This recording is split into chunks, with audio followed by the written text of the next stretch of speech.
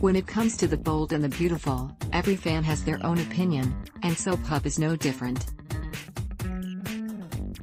For 5 days we sat and watched the good, the bad, and everything in between, and now we offer you a handy review, and a cheeky critique, of BB's week that was. The Bold and the Beautiful, a critic's week in review. The true highlights this week were not so much the scenes featuring characters delivering shock and awe, such as Carter Walton, Lauren's son Victor, finally admitting to a, sorta, packed house that he'd slept with Quinn Fuller Forrester, Rena Sofer, but rather the sideways glances, rolled eyes, and exaggeratedly pulled faces put so prominently on display.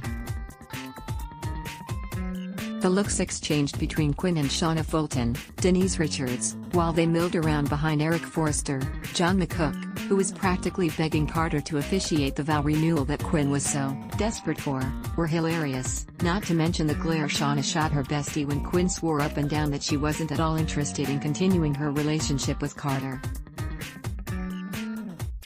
While Donna Logan, Jennifer Garais, was waxing poetic about her former marriage to Eric, Sister Katie, Heather Tom, though desperate to be kind, did raise an eyebrow as if to say, "5 Earl, that was about a decade ago, give it a rest.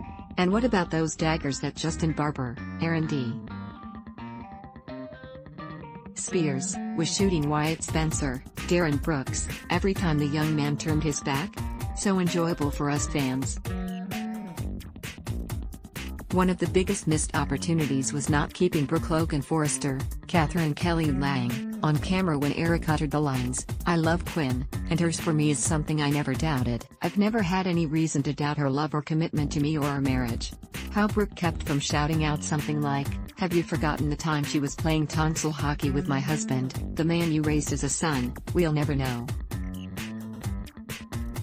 The one bold and the beautiful thing that we could have lived without seeing, however, was whatever the heck was going down between John Finn Finnegan, Tanner Novlin, and Steffi Forrester, Jacqueline McInnes Wood. The soap called it a water birth. Fans and commenters called it something much worse. It was weird, to say the least. Weird, and derivate. Did anyone notice that it was a, much more inappropriately sexual, retread of the birthing plan Ridge Forrester, Thorsten Kaye, and Caroline Spencer the younger followed? Both women chose to deliver in a tub of water, they shared the same midwife and very similar dress sense. Heck, the women even gave birth to sons whom they named in honor of their grandmothers. Oh wait, no they didn't.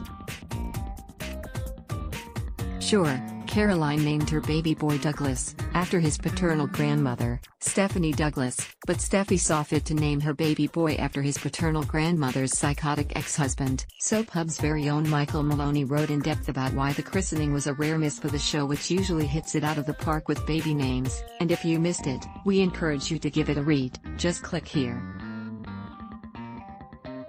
Further BB critics musings. Speaking of baby Hayes, what are the chances that not one, of Steffi's family members would be on hand, or at least nearby, to share in the miracle? Would they really just leave her to attend a vow renewal ceremony? Is Eric even aware of the fact that his great-grandchild is on the way? Has anyone even called to tell Taylor? And shouldn't someone, anyone for that matter, think to call Thomas Forrester, Matthew Atkinson, and tell him that his sister has gone into labor? Ridge was worried sick that his son missed a meeting at the office. Did he even try and get in touch with him afterward? The Bold and the Beautiful, BB, airs weekdays on CBS. Check your local listings for airtimes. For more about what's coming up in Los Angeles, check out all the latest that's been posted on B&B Spoilers. Adblock test, why?